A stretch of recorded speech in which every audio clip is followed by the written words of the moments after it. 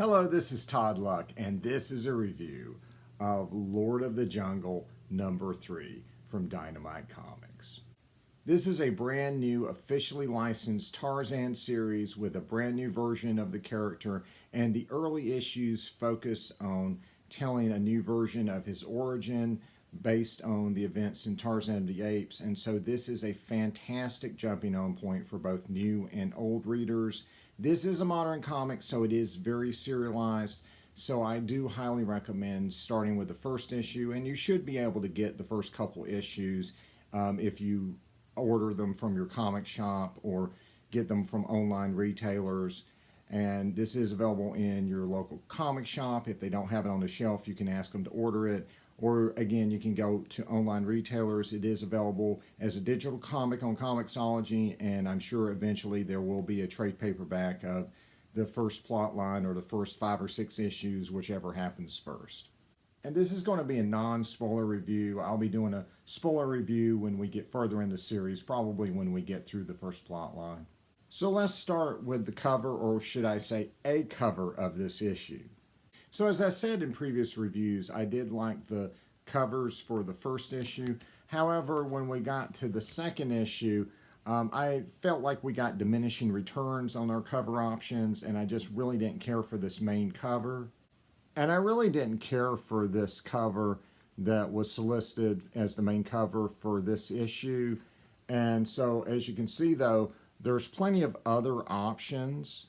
And by the way, last time I was unsure about which of these were the regularly priced $4 covers, and I can confirm that that is all the way from A to cover E, because this is the one I got and it was regular cover price. So it's the A through E covers that are the regularly priced covers, and then these others would probably be more expensive.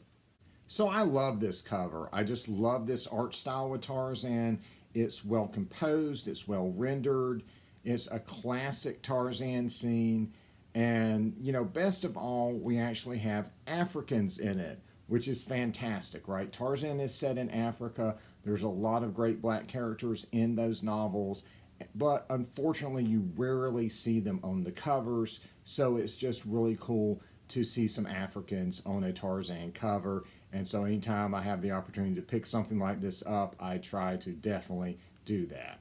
And so I continue to enjoy the great interior art by Benito Gallego, and it's just great to see him get to draw these very classic Tarzan scenes, like Tarzan fighting a lion here. Even though this is a more grounded version of Tarzan, he still gets to take on a lion with only a hunting knife. I also love the way he draws the quieter scenes. I think he really does capture the essence of Tarzan. And I love the visual storytelling too.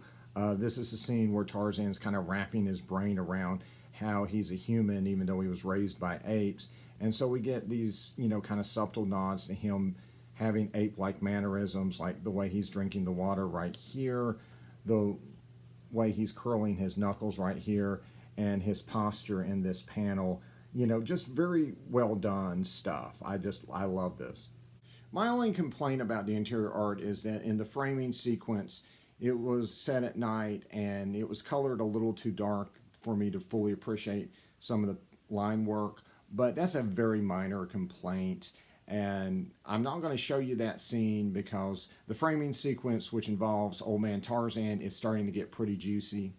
And so not to spoil that sequence, I'll just hold up this page from last issue to illustrate that Tarzan is old in 1950 in the framing sequence for this story. And it's kind of interesting because we've never seen this before in the novels.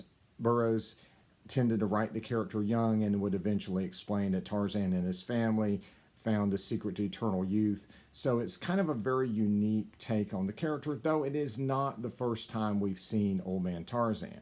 In the excellent episode Tarzan and the White Pebble in the 90s TV series Tarzan the Epic Adventures, we did get a glimpse of a Old Man Tarzan.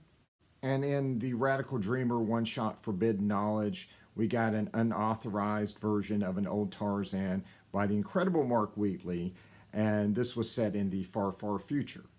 But the difference between those two examples, and there are probably others, but those are the ones I know of, is that those were kind of possible futures for Tarzan. This is the first Tarzan story I've read that says, yes, this is what Tarzan's going to be like when he gets old.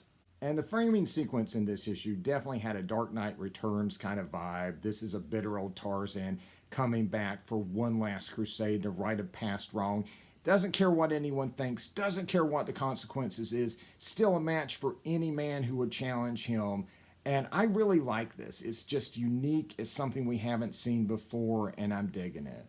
Like previous issues, most of this issue is devoted to a flashback to Tarzan's origin, his younger years. And this is written by Dan Jurgens, and most of this series is a reimagining of the origin that remixes elements of Tarzan of the Apes in new ways.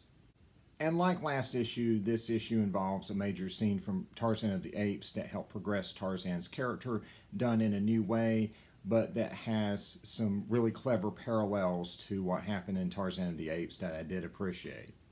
And it'll be interesting to see if they continue to use parts of Tarzan of the Apes going forward, or if we're going in a completely new direction. Either way, I'm good, because Dan Jurgens has a really good grasp on Tarzan, it seems like, and is crafting a good story here.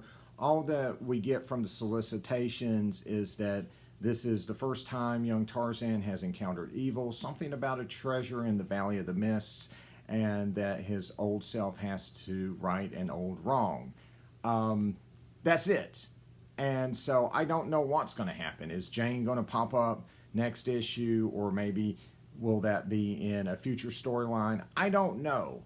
It's kind of really interesting to not know what's going to happen in a Tarzan comic. I don't know if I've ever really felt this way, because normally we know what's going to happen in anything Tarzan, right? And that's not a bad thing, right? Just because I know the ending of a Tarzan novel doesn't mean that it's not an amazing journey getting there. Honestly, you know, imagining how you're going to get there is part of the fun, but there is also something to be said for a Tarzan story where you have no idea where it's going and what's happening next.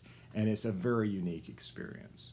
And so yes, if you have any interest at all in this character, I do highly recommend getting this series so you can experience this too. It is fantastic. And of course, there's other Tarzan comics you can get too. Benito Gallego's work on the online strip Tarzan: The New Adventures is amazing, and that's written by Roy Thomas. And if you go on EdgarRiceBurroughs.com, you can subscribe to it for $22 a year, and that includes dozens of other Edgar Rice Burroughs strips that adapt all kinds of novels. Not only are they amazing comics, but they'll let you know everything you need to know about Edgar Rice Burroughs and the worlds he's created, like Mars and Venus and At the Earth's Core, and of course Tarzan. And the first couple plot lines of those New Adventures of Tarzan comic strips has been reprinted and is available now, along with the first volume of the Tarzan of the Apes adaptation by Roy Thomas and Pablo Marcos, which is also amazing. Tarzan's wife Jane has a graphic novel that should be shipping next month to Kickstarter backers, Jane Porter and the City of Fire, and that should be available soon on EdgarRiceBurroughs.com's shop, and you should be able to buy it and get it shipped to you. And looking further into the future, Edgar Rice Burroughs Inc. still has the graphic novel Tarzan and the Jaguar Sun that Mike Wolfer is working on, which I'm sure will be excellent.